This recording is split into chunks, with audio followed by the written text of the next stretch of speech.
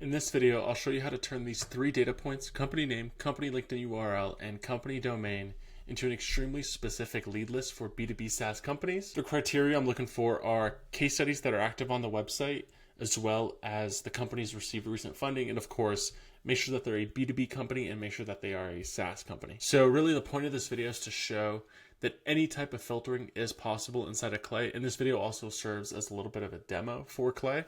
So without further ado, let's get right into the video. So the first thing we're going to do to build this list is to make sure that the company is a B2B company. So here, yes, I've already filtered the leads that we have here to make sure that they were already B2B, but this is what the prompt would look like. Scrape the web to determine if this company is B2B or B2C, and then a little bit of descriptor of what that means for the bot.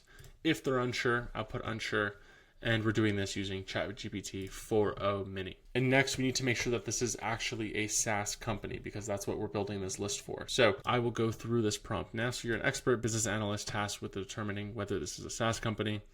We're giving it the domain and the LinkedIn URL to do a little bit of cross-referencing there. And then we're actually giving it the logic of what it needs to think in order to do this. So analyze the description, read through it, determine if they are a SaaS provider, and then look for these sort of keywords, check if they imply any type of subscription service model. Do they have updates, integration capabilities? So we're sort of defining what a software is to inside this prompt. And then here we have a list of SaaS indicators and non-SaaS indicators, which is what we just did up there. Provides the evidence, and then it gives us a reasoning so we can actually review the work. Especially while we're building the criteria, we want to be able to review the thinking process behind the scenes that's happening. Then output yes, no, or unsure. And then remember this. And then here I provided examples of what a description would look like, and the name of the company, and then just kept on going and provided examples of what we're looking for. And then here provided even more examples, and I think I did 6 or maybe, oh no, keeps on going. So 8 examples, right? So you want to give it as much context as possible, and ideally when you do find leads in here that are good fits, you do use them as examples to train the AI better. So if anybody wants this prompt, feel free to ask and I will send it over. And here, as you can see, the first company is not a SaaS company. We'll review that one. And this second one is a SaaS company, so we'll review that one. All right, not a good example since the page doesn't exist, but here we can clearly see the name of the website is Returns Management Software for E-commerce brands. If we go through product, returns, automations, like we can tell that they are a software product, right? So that is great. And then also it probably went to the pricing page here, noticed that there's a type of recurring fee. So that's a good example. And then let's find another no.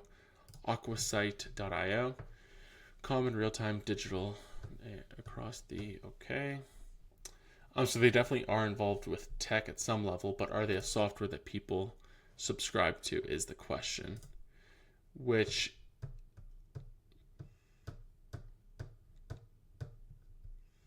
it's possible that they are a software, but maybe not sold as publicly as something like Return Logic. So that's probably why I said no. Then let's check this other no, A5 Inc. Digital. So this is an agency, right? So we don't want them to go through our criteria, even though they're B2B. Great. So we've done this filtering and we're ready to move on to the next step. And the next step for me is making sure that they have case studies. It just proves that they have worked with clients in the past. We have people that we can sort of look for as examples. So it's great. It's great to make sure that the company has case studies. So as you'll see, the outputs either output the company or no case study, which is very possible that a website or that a client or a person doesn't put up case studies. So, but here, this is the prompt that we're putting in. Still using 4o Mini. You're tasked to extract a case study. Here, find it, research all the contents of the website. I want you to be specific. Don't output something generic like a salon in Chicago. If a client or if a somebody puts that on their website, we don't want that to be an example for us. But depending for your use case, you might be okay with that generic descriptor. So here, if you find a valid company, output the company name. If you don't, output no case study. Don't use special characters. Don't use quotation marks. And then reminder to not output the company name, for example, like a door board, as the case study name, because that would be a bad thing to happen. And here, we'll just go through a couple examples. But like, for example, boomclouds.app, they say they've worked with 7-7 Digital or Dental, sorry. Here, cool. So another confirmation that they are a software, and then case studies, perfect. 7-7 Dental. Great. And then let's just do one more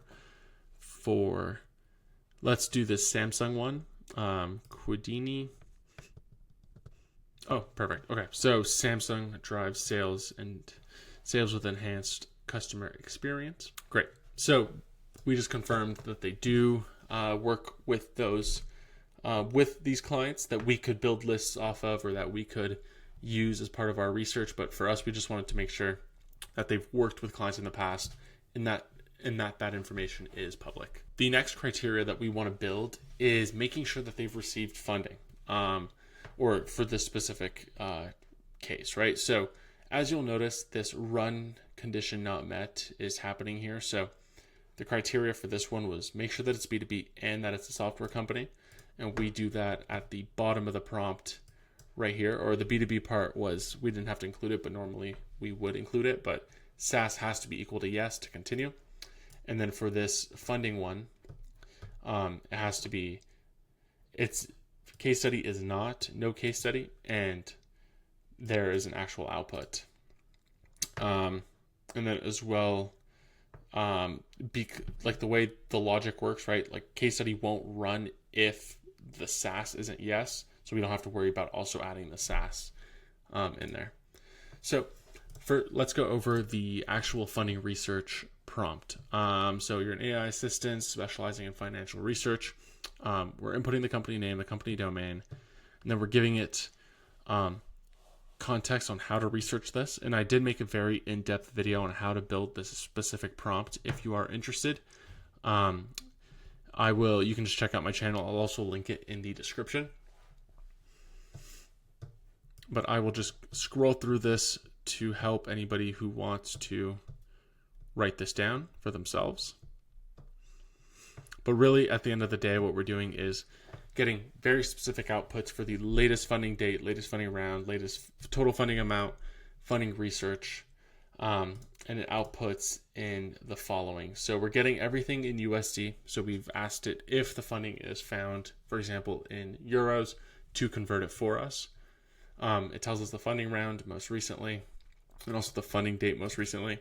And then as well, I like to get the funding research here, just so we can do a little bit of background check on what's happening. So BoomCloud has raised 17.5 over 2 rounds. And then this is nice because we could also review the sources like Crunchbase and Tracks XN and PitchBook. And it gets very in depth with what, and very close to the real research. And what we're looking for is, the reason we would do this with a prompt is it's significantly cheaper than using the built-in integration on Clay. So this way we're able to get the same data for a lot cheaper and with sources to back it up, which the typical integration doesn't do. So the last and final step you would need to build for the ICP research, just to make sure that this list is as targeted as possible, is I like to do a checkbox formula. So it's to go over all of the final criteria, making sure that nothing slips and that there's no errors by accident. So here is what that looks like. So we're making sure that the B2B or B2C output is B2B. We're making sure that, yes, it's a SaaS company right here. Then we're also making sure that the funding round is not acquired. So here you'll notice Samsung, or not Samsung, Quidini is acquired. So we don't want that to check off. We don't want to contact that company. They're most likely not even called Quidini anymore. And if we check it, I think it was, yeah, like it's not even Quidini anymore. So we don't want to reach out to these people. or at least a Quidini originally. Then we want to make sure that the funding is more than 0 or more than not found. So because we don't want to run off total funding of not found or empty. And the way you would build this is not by typing out all this code. This wasn't what I did. It's you ask the built-in Clay formula generator. So check if box is B2C, if B2B, B2C is yes, or is B2B, and then SaaS is yes, and then latest funding round is not acquired or empty, and total funding round is not empty or 0 or not found. So that's how you get your filtered final view.